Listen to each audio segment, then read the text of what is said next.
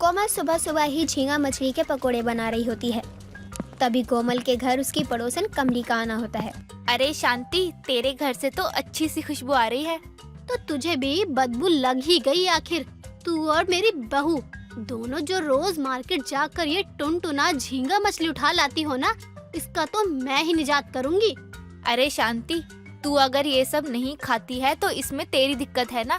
तेरी बहू तो पूछती भी है कि माँ जी खा लो खा लो। मुझे किसी चीज से कोई दिक्कत नहीं है, लेकिन मुझे तुम दोनों का समझ नहीं आता है कि झींगा मछली में ऐसा क्या है जो तुम लोग रोज रोज बस यही खाते रहते हो। अरे उसमें जो स्वाद है ना, आए हाय क्या बताऊं शांति। खैर, टिंडे खाने वाले क्या जाने झींगा मछली के पकोड़े का स्वाद। तभी शांति की बहू कोमल का आना होता है और वो आते ही कमली से कहती है, अरे काकी, आप सही समय पर आई हो। अभी अभी झींगा मछली के पकोड़े तले हैं। बैठिए ना, आप खड़ी क्यों हो? झींगा मछली के पकोड़े के साथ चाय लेकर आती हूँ। अरे ये हुई ना बात, आज तो सुबह का मूड बना दिया तूने। चाय के साथ झींगा मछली के पकोड़े। बहू से घर के लिए पकोड़े दे दे, मुझे ये सब खाते हुए देखा नहीं जाएगा। और कमली, तू चाय बनाकर अपने घर पर पी और पकोड़े बेशक यहाँ से ले जा। तुझसे मेरा सुख बर्दाश्त नहीं होता ना। बहू ला दे दे पकोड़े, मैं घर जाकर ही चैन से खा पाऊंगी। वैसे भी अगर इसके सामने खाया भी ना तो पचेगा नहीं। चल अच्छा है, एक बार कहने पर ही मान गई तू। और बहू तू, हाँ तुझे ही कह रही हूँ मैं। आज तो तूने झींगा मछली के पकोड़े बना लिए, लेकिन अब 1 महीने तक घर में ये नहीं बनना चाहिए। कमली और कोमल दोनों ही रोज शाम में बाजार जाकर ताजी ताजी झींगा मछली लाती और उसके पकोड़े बनाकर खाया करती। और पकोड़े कमली भी नहीं बनाती थी, बल्कि शांति की बहू कोमल बनाया करती थी। एक रोज शांति हॉल में बैठी टीवी देख रही होती है। बहू, कल अमन को देखने लड़के वाले आ रहे हैं, तो उनके लिए कुछ अच्छा बना लियो। और हाँ, तेरे बर्तनों में से बदबू नहीं आनी चाहिए, इसका भी ध्यान रखियो। हाँ माँ जी, नहीं आएगी किसी बर्तन से बदबू। मैं इसका सबसे ज्यादा ध्यान रखूंगी। और ये तेरी सेहत के लिए भी अच्छा है, वरना जिस दिन मेरा दिमाग फिरा उस दिन मैं घर में सबके लिए दिक्कत खड़ी कर दूंगी। अब अगले ही दिन कोमल के देवर अमन को देखने लड़की वाले आते हैं। कोमल किचन में पकवान बना रही होती है और शांति किचन से पकवान ले जाकर मेहमानों के आगे रख देती है। अरे बहन जी, भाई साहब खाइए ना, अरे कुछ तो लीजिए। अरे ये सब तो खाते रहेंगे, पहले लड़का तो देख ले। हाँ हाँ क्यों नहीं, अभी बुलाती हूँ। अमन, अरे ओ अमन बेटा। लड़का तो सुंदर है आपका, वैसे तो हमने फोटो में ही पसंद कर लिया था। अब आप एक रोज आकर लड़की भी देख लीजिए। हाँ हाँ भाई साहब क्यों नहीं, पहले आप कुछ तो खाइए, मुझे अच्छा नहीं लग रहा, आप दोनों कुछ ले नहीं रहे हैं। अरे आप इतना कह रही हैं तो खा लेते हैं। अरे भाग्यवान, खाओ खाओ, तुम भी खाओ। अब जैसे ही अमन को देखने आए लड़की के माता पिता पकोड़े खाते हैं, उन्हें कुछ गड़बड़ लगती है। बहन जी, ये किस चीज के पकोड़े हैं? इसका स्वाद कुछ अजीब सा है। अरे आलू पनीर गोभी के ही पकोड़े होंगे। अब वो आदमी आधे खाए हुए पकोड़े को तोड़ता है तो उसमें से उसे झींगा मछलियाँ दिखती हैं और वो घबरा कर उस पकोड़े को छोड़ देता है। तभी शांति के घर उसकी पड़ोसन कमली का आना होता है। अरे शांति, लगता है मेहमान आए हुए हैं। क्या हुआ, तेरे शक्ल पर 12 क्यों बजे हुए हैं? कोई बात हुई है क्या? तू बोलती क्यों नहीं है? अरे तूने और बहू ने मिलकर सब बर्बाद करके रख दिया, अब होगा तमाशा। अरे राम राम राम, हे जगन्नाथ, हे दीनानाथ, ये क्या हो गया? अरे ये क्या खिला दिया मुझे? अरे बहन जी, आपको अपने मेहमानों की इज्जत करनी नहीं आती तो अनादर तो मत किया कीजिए। जी वो गलती से आ गए होंगे, मुझे नहीं पता चला कि ये झींगा मछली के पकोड़े हैं। अरे अरे, हमारे घर में ये सब कोई नहीं खाता है, बल्कि हम लोग तो शुद्ध शाकाहारी भोजन करते हैं। आपने हमें यहाँ बुलाकर ये सब खिला दिया। अरे आपने तो हमारा धर्म भ्रष्ट कर दिया। अब हम देवी देवताओं को क्या मुँह दिखाएंगे? देखिए, मुझे सच में ही नहीं पता था कि ये मछली के पकोड़े हैं। मुझसे भी जो गलती हुई है वो अनजाने में हुई है। नहीं नहीं नहीं, ऐसे घर में हम अपनी बेटी को ब्याह नहीं सकते जहाँ ये मछली के पकोड़े तले जाते और मेहमानों के सामने परोस दिए जाते। नहीं नहीं नहीं बहन जी, रहने दीजिए, जो गलत है सो गलत है। चलो भाग्यवान, आज तो गंगा नहाना पड़ेगा। अरे भाई साहब, आप सुनिए तो सही, ये तो बताते जाइए कि लड़की देखने कब आना है। अरे हम अपनी बेटी का हाथ क्या, अपनी काम वाली का हाथ भी ना दे आपके बेटे के हाथ में। इतने में लड़की के माता पिता गुस्से में शांति के घर से निकल जाते हैं। इसके बाद तो शांति अपनी बहू की अशांति भंग करती है। लेकिन जहाँ इधर शांति को कोमल में बहुत बहस हो रही होती है, वहीं दूसरी तरफ कमली दोनों सास बहू का झगड़ा होता देख खाने की टेबल पर बैठ जाती है और मेहमानों का छोड़ा, मिठाई, समोसा, ब्रेड पकोड़ा और झींगा मछली के पकोड़े खाने में लग जाती है। बहू, तुझे मना किया था ना कल ही कि तू झींगा मछली नहीं बनाएगी, लेकिन ये जरूर इस कमली ने दिया होगा तुझे खिड़की से लाकर। इसे तो मैं बाद में देख लूंगी, लेकिन तू पहले मुझे ये बता, तेरे ये झींगा मछली के पकोड़े खाने की आदत ने तो मेरे बेटे का घर बसने से पहले उजाड़ रखा है। माँ जी, आप ये तो जानती है ना कि मुझे झींगा मछली के पकोड़े कितने ज्यादा पसंद है, और मैंने तो उसे ढक कर रखा था। आपको भी देखना चाहिए था ना कि मेहमानों के सामने ये सब ले जाकर तो आप ही परोस रही थी। हाँ हाँ, इसमें भी मेरी ही गलती है। देख बहू, आखिरी बार बता रही हूँ, मुझे तेरी ये वाहिया झींगा हुल्ला लुल्ला घर में अब दिख नहीं जानी चाहिए। ठीक है माँ जी, आप कहती हैं तो मैं ये बाहर से मंगवा लिया करूँगी। अब जब शांति का ध्यान कमली पर जाता है तो कमली के पास जाकर कहती है, कमली, तू जो मेरी बहू को खिड़की से ये झींगा मछली पार्सल कर रही है, किसी दिन मुझे तू मौकाए वारदात पर पकड़ी गई ना, तो कहीं ऐसा ना हो कि मैं तुझे इस तेल में ही तल दूं जिसमें तू पकोड़े तलने के लिए झींगा मछली दे जाती है। अरे खाने दे, क्या छीन रही है तू भी? अच्छा बोलते हुए थक गई होगी, ये ले तू भी खा। इतना बोलकर कमली भी शांति को झींगा मछली वाले पकोड़े पकड़ा देती है और खुद समोसे खाने लग जाती है। हालांकि उसे पता भी नहीं होता कि शांति को उसने झींगा मछली के पकोड़े दिए हैं। ये कोमल देख लेती है और अपनी सास को कहती है, माँ जी मत खाइए, माँ जी नहीं। अब क्या मैं तेरे कहने पर चलूंगी? बहू है, बहू बनकर रहे और ध्यान रहे इस घर में झींगा आना नहीं चाहिए। और कमली, तूने अगर मेरे घर में ये सब ला कर भी दे दिया तो मुझसे बुरा कोई नहीं होगा। माँ जी, इसलिए तो रोक रही थी मैं आपको। तो क्या मैं झींगा मछली के पकोड़े खा गई? राम राम, छी बहू, जल्दी से गंगा जल लेके आ। मैंने क्या किया? ये इस कमली की बच्ची ने मेरे हाथों में पकोड़े दिए थे। मुझे इतना खाना देखकर समझ ही नहीं आ रहा था क्या खाऊं और क्या तुझे खाने को पकड़ाऊं। जो हाथ में आया दे दिया। कमली देख, अभी मुझे बहुत गुस्सा आ रहा है, बिना कुछ सुने यहाँ से चली जा। ऐसा ना हो मेरा सारा गुस्सा तुझ पर ही निकल जाए। अरे समोसे, ये मिठाई भी ले लेती हूँ। हाँ हाँ, जा रही हूँ। घूर क्या रही है? शांति अब और भी अपनी बहू कोमल को बहुत सुनाती है। कमली तो वहाँ से खा पी कर चल देती है और शांति को नहाना पड़ जाता है। इतना ही नहीं, शांति अब अपनी बहू और पड़ोसन दोनों पर पैनी नजर रखती है, लेकिन फिर भी वो छुपते छुपाते झींगा मछली के पकोड़े बना ही लिया करती थी और खाया करती। अमन की शादी को 10 साल बीत चुके थे और तो और उसे एक 5 साल का बेटा भी था। लेकिन कहते हैं ना, दिल तो बच्चा है जी। वही हाल कुछ अमन के साथ भी था। अमन का दिल एक बार फिर अपने ही पड़ोस में रहने वाली नेहा पर आ गया था। ऐसे ही एक रोज अमन और नेहा पार्क में बैठे होते हैं। तभी नेहा अमन से बोलती है, वैसे मुझे तुमसे प्यार नहीं करना चाहिए, लेकिन क्या करें, दिल तो बच्चा है और अब तुम पर आ गया है तो क्या ही कर सकते हैं। मैंने भी नहीं सोचा था कि मुझे तुमसे प्यार हो जाएगा। वैसे अगर इतना ही प्यार है तो क्या तुम अपनी बीवी को मेरे लिए छोड़ दोगे? सोचूंगा, लेकिन अभी तुम मुझे ये बताओ कि तुम मुझसे कितना प्यार करती हो। वक्त आने पर पता चल जाएगा। चलो अब जाओ, तुम्हारा वो नालायक बेटा तुम्हारे स्कूल के बाहर इंतजार कर रहा होगा। अमन और नेहा का ये प्यार अब किस हद तक जाने वाला था, ये तो वक्त ही बताता। लेकिन धीरे धीरे ये खबर पूरे मोहल्ले वालों को होने लगी थी। एक रोज विमला सरला के घर आती है और सरला को देखकर विमला उससे बोलती है, सरला, कैसी है तू आजकल? पता है तुझे, कुंती की बेटी नेहा का चक्कर चल रहा है किसी शादीशुदा मर्द के साथ।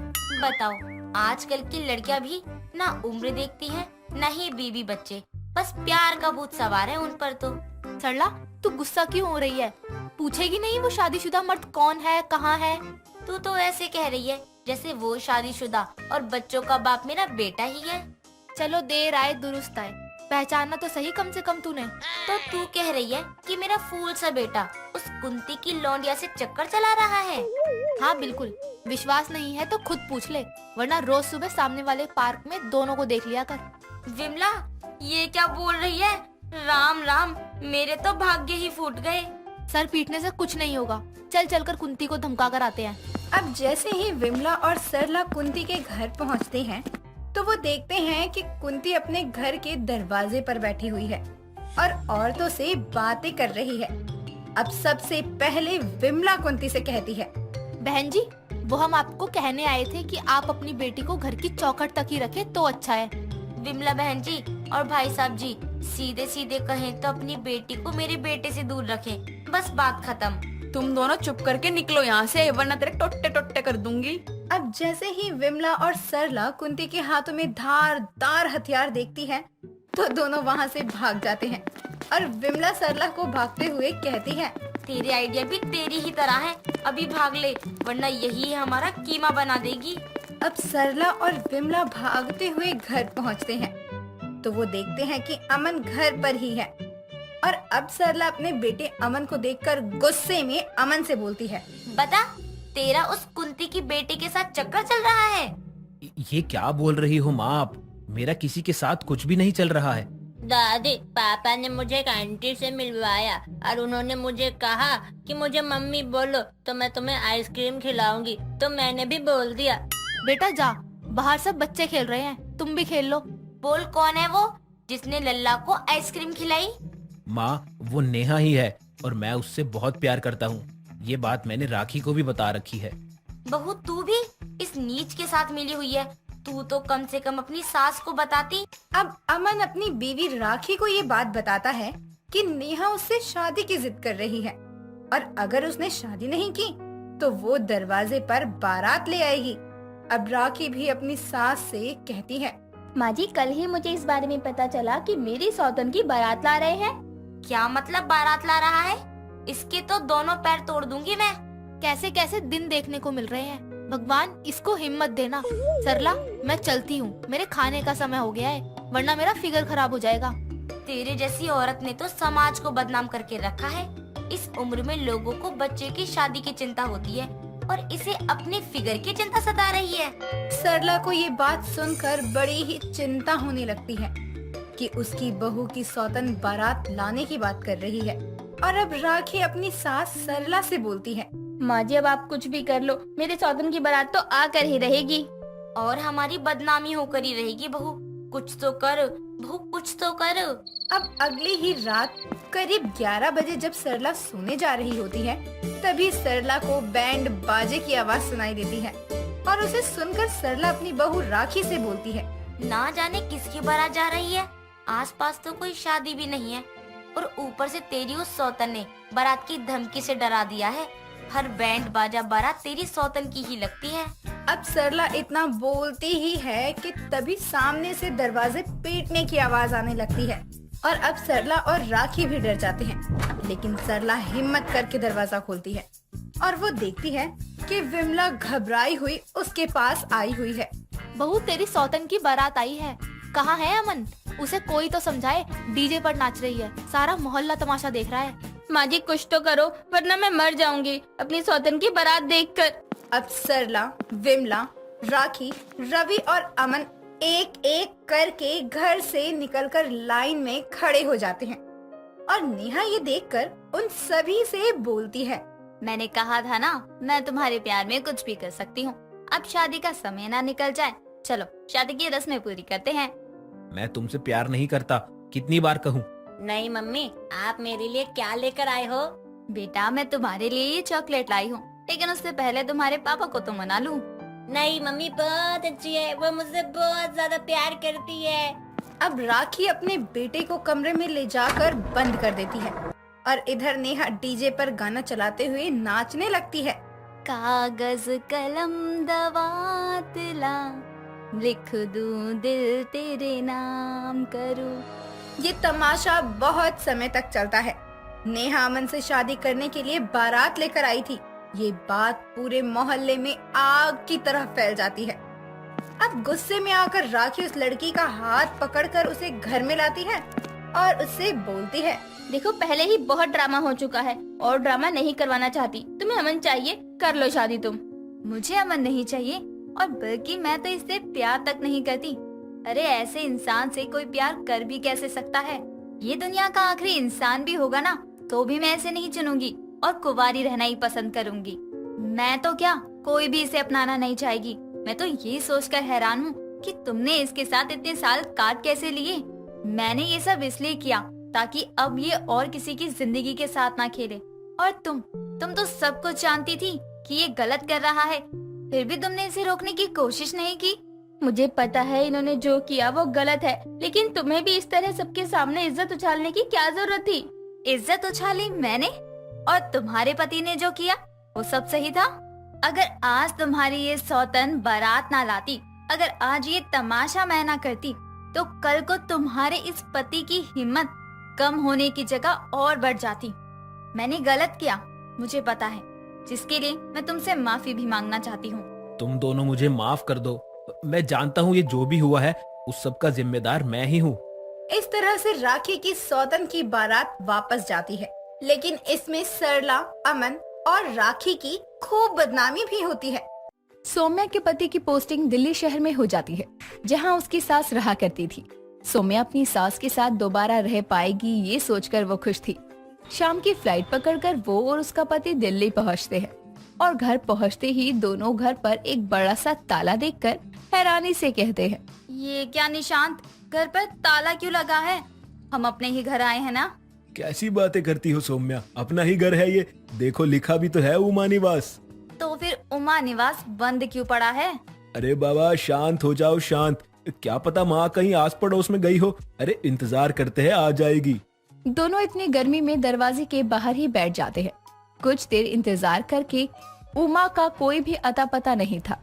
सौम्या और निशांत गर्मी के चलते पसीने पसीने हो जाते हैं। तभी उमा हाथ में पूजा की थाली लिए भगवान का नाम जपते हुए घर आती है, तो वहाँ अपने बेटे बहू को देखकर हैरान होते हुए कहती है, हाय दैया, तुम दोनों यहाँ कैसे? कैसे नहीं, कब से पूछो सासू माँ, कहाँ थी आप? पूरे 3 घंटे से गर्मी में घर के बाहर बैठे हैं हम। अरे तो मुझ पर क्यों भड़क रही है? शांति रख, मैं तो संध्या आरती के लिए मंदिर गई थी। बस सासू माँ, मैंने तो आपको फोन पर बताया था कि हम आने वाले हैं। फिर क्या, अपनी पूजा छोड़ दूं? थोड़ा इंतजार कर लिया तो कौन सा पहाड़ टूट गया? माँ तो आसपास के घर में चाबी दे जाती ना, इससे आपकी पूजा पाठ भी नहीं रुकती और हमें गर्मी में रुकना भी नहीं पड़ता। आते ही बहस करने लगा, अब नहीं लग रही गर्मी? परे हट, खोलने दे ताला। कुछ भी हो जाए, मेरी सास का पूजा पाठ नहीं छूटना चाहिए। हाँ। तीनों घर के अंदर जाते हैं। उमा अपने उसूलों की पक्की और भगवान को दिन रात पूजने वाली औरत थी, तो दूसरी ओर उसकी बहू सौम्या पूजा से ज्यादा अहमियत अपने कामों को देती थी। अब सौम्या बहुत समय बाद अपने ससुराल तो आ गई थी, लेकिन अब सास बहू की अनबन कहाँ नहीं होती। तो बस सौम्या के साथ भी कुछ ऐसा ही होता है। एक रोज उमा दुकान से नई खुशबूदार अगरबत्ती लेकर आती है और सुबह पूजा करने के बाद उस अगरबत्ती को जलाकर पूरे घर में घुमाती है, जिसकी महक सौम्या को अजीब सी लगती है और वो पल्लू से अपनी नाक बंद किए हॉल में आकर अपनी सास को कहती है, सासू माँ, घर का कचरा आपने अभी तक फेंका नहीं क्या? उफ, कितनी बदबू आ रही है। अरे बदबू नहीं, खुशबू कहते हैं नास पिटी, जो कि कचरे से नहीं मंदिर में जलाई अगरबत्ती से आ रही है। सासू माँ, ये अगरबत्ती है या कछुआ छाप? इसकी महक बिल्कुल भी सही नहीं है। और देखिए, मंदिर के आसपास कितना धुआं हो गया है अगरबत्ती से। लगता है दुकान की सारी अगरबत्तियाँ आपने आज ही जला दी हैं। अगर अगरबत्ती जलाई तो थोड़ा बहुत धुआं तो होगा ही ना। मेरा तो ठीक है सासू माँ, लेकिन इस धुएं से कहीं आपको ही दिक्कत ना हो। पूजा करते हुए अगरबत्ती अगर नहीं जलाओगी तो क्या भगवान कम आशीर्वाद देंगे आपको? खुद तो भूले भटके कभी मंदिर जाती नहीं, अब क्या तेरी तरह मैं भी नास्तिक बन जाऊं? मैं चली काम करने, क्योंकि इस बात पर तो बहस ही बेकार है। इधर सौम्या रसोई में आती है तो पड़ोसन कामनी हाथ में बड़ा सा कद्दू लिए उसके घर आती है। उसे देखकर उमा हैरानी से कहती है, अरे ओ कद्दूवती, किसके खेत से चोरी करके लाई है ये कद्दू? का बात करती हो उमा बहन, दिल्ली में कौन से खेतन हो रहे हैं? जे तो मैं तो को देने के लिए लाई हूँ। पर जब धुआं कौन कर रहा है? लगता है अगरबत्ती ज्यादा ही जल गई। तो बैठ कामनी, मैं जरा खिड़की खोल देती हूँ। अरे इतना भगवान को याद न किया कर, किसी दिन तू भगवान के पास ही पहुँच जाएगी। मैं भी यही कहती हूँ इन्हें। इसकी बातों पर ध्यान मत दे, ये कद्दू लाई कहाँ से है? जे तो मैं मंदिर के पंडित जी से लाई हती। अरे बड़ो चढ़ावा आ तो है गो। ये तो बड़ा अच्छा किया तूने, मंदिर का चढ़ावा कहीं तो काम आएगा। वैसे पंडित तो कह रहा था कि गरीब को दे देना, फिर ताकि बाकी घर में सब्जी बन जावे। फिर मुझे तेरी याद आ गई। तू बड़ी कमीनी है कामनी। खैर कोई नहीं, जब बात भले की हो तो अपनी बुराई मुझे सुनाई नहीं देती। उमा की बात पर कामनी जोर जोर से हंसने लगती है और ये सारी बातें उमा की बहू सौम्या कुछ दूर खड़ी सुन रही थी। तभी वो अपने मन में कहती है, मन में लालच तो कम होता नहीं इनके, और कहने को भगवान की सबसे बड़ी भक्त हैं ये। उमा भले ही भगवान को बहुत मानती थी, लेकिन दूसरों से पहले हमेशा अपने भले के बारे में सोचती थी। ऐसे ही समय बीतता है। एक दिन जब सौम्या किसी काम से बाहर जा रही थी, तभी उमा उसे टोकते हुए कहती है, अरे अरे कहाँ चली मटकती हुई, आज मेरे साथ भजन समारोह में चलियो। सासू माँ मुझे बैंक जाना है, बहुत दिनों से समय नहीं मिल रहा था, अब मिला है तो जाने दीजिए। बस जहाँ कहीं भक्ति कीर्तन की बात आती है तेरे ये आड़े टेढ़े मुंह बाहर निकलने लग जाते हैं, और बुढ़ापे में भगवान ही काम आएंगे, ये याद रख ले। भगवान भी उन्हीं के काम आते हैं जो अपना काम समय से करते हैं। सासू माँ भी मुझे जाने दो। ऐसे कैसे जाने दूं? इतने दिनों से बैंक का काम नहीं हुआ तो एक दिन और सही तू मेरे साथ भजन समारोह में चल। फिलहाल मुझे बैंक जाने दीजिए, समय मिला तो आने के बाद सोचूंगी। चलती हूँ। इससे पहले कि उमा कुछ कहती सौम्या वहाँ से चली जाती है। उमा को बहुत गुस्सा आता है और वो पूरे 2 दिन तक अपनी बहू से बात नहीं करती। उसकी नाराजगी को देखकर सौम्या निशांत के साथ उमा की कमरे में जाती है। तभी निशांत अपनी माँ को मनाते हुए कहता है, अरे माँ बस भी करो, अपनी बहू से आखिर कब तक बात नहीं करोगी? आगे अपनी लुगाई की पैरवी करने। अरे मेरी बात काट कर गई कैसे ये? ठीक है सासू माँ, मैं ही माफी मांगती हूँ। अब तो गुस्सा थूक दो, अगली बार चलूंगी आपके साथ भक्ति समारोह में। अरे तुझ नास्तिक बहू से मुझे कोई उम्मीद नहीं है। अगर थोड़ा बहुत भी भक्ति में ध्यान लगा लेती तो भगवान की दया से घर में बच्चों की किलकारियाँ गूंज रही होती। लेकिन जब ये भगवान को मानेगी ही नहीं तो भगवान की दया कहाँ से होगी? और मेरी पूजा पाठ का फल भगवान इसको तो देगा नहीं। उसकी ये बात सुनकर सौम्या की आंखों में आंसू आ जाते हैं और वो चुपचाप वहाँ से चली जाती है।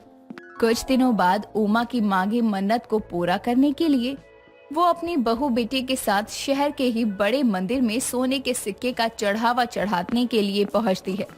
मंदिर की सीढ़ियां चढ़ते हुए एक गरीब बूढ़ा भिखारी उमा से कहता है, ए माई कुछ दे दे माई, बहुत दिनों से भूखा हूँ। एक तो मंदिर की सीढ़ियां चढ़ो नहीं कि भिखारी सामने आ जाते हैं। अरे परे हट, कुछ नहीं है मेरे पास। पैसा नहीं चाहिए माई, कुछ खाने को ही दे दो। अरे मैं यहाँ भंडारा कराने नहीं आई हूँ, सामने से हट। इतना कहकर उमा उस भिखारी को धक्का देती है तो सौम्या उसे संभालते हुए कहती है, बाबा आपको कहीं लगी तो नहीं? नहीं नहीं बेटा, बस भूख लगी है। सासू माँ आप कहती है ना कि भगवान सब देखता है, कौन भक्ति करता है कौन नहीं करता। आपका ये महंगा चढ़ावा भी देखेंगे, और आपकी इस हरकत का क्या, इसे भगवान नहीं देख रहे? सासू माँ सोने का सिक्का भगवान को चढ़ाना भक्ति है तो एक भूखे भिखारी को धुतकारना पाप। और ऐसी भक्ति का कोई फायदा नहीं जिसमें आपको अपने अलावा कोई दिखे ही ना। सौम्या मंदिर आए हैं, यहाँ तो शांत हो जाओ। शांत तो मैं हमेशा रहती हूँ, और आपको क्या लगता है सासू माँ, मैं मंदिर नहीं जाती, पूजा पाठ नहीं करती तो मैं नास्तिक हूँ? क्या भगवान में विश्वास होना, उनका मन में नाम लेना भगवान की भक्ति नहीं कहलाता? बाबा आप बैठिए, मैं आपके लिए कुछ खाने को लेकर आती हूँ। सौम्या रुको तुम। मत रोको से, सही कर रही है वो। भूखे को खाना खिलाने से बड़ा पुण्य और कोई शायद नहीं। अपनी भक्ति में मैं ये बात भूल गई थी, और ये भी भूल गई कि मैं तो इस भिखारी की तरह ही भगवान से कुछ मांगने आई हूँ। तो सही कहती है बहू, कर्म ही पूजा है। चल मैं भी तेरे साथ चलती हूँ, फिर भगवान के दर्शन करेंगे। इस तरह दोनों सास बहू कुछ खाने को खरीद कर उस भिखारी को देते हैं और फिर दर्शन करते हैं। और फिर कभी उमा अपनी बहू को नास्तिक नहीं कहा करती। दोस्तों आपकी राय में क्या उमा की बहू सौम्या सच में नास्तिक थी? अपनी राय हमें कमेंट करके बताना ना भूलें।